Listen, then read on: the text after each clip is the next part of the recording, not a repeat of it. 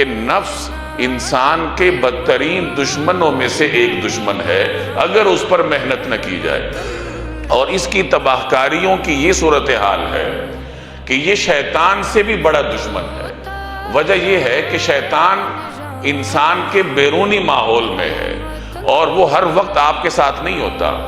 جب انسان اعوذ باللہ پڑھتا ہے تو شیطان بھاگ جاتا ہے۔ رمضان کا مہینہ ہوتا ہے، شیاطین قید میں ہوتے ہیں، تو شیطان کبھی کبھار انسان سے الگ بھی ہوتا ہے، انسان اسے بھگا بھی دیتا ہے، اور کبھی ماحول ایسا ہوتا ہے کہ شیطان اپنا کام نہیں کر پاتا۔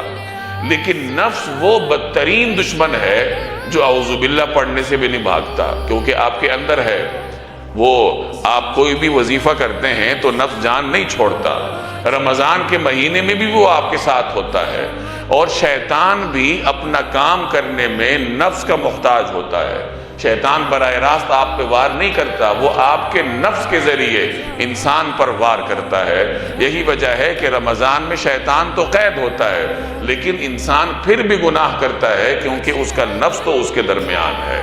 یہ نفس کی تباہ کاریوں کی صورتحال ہے۔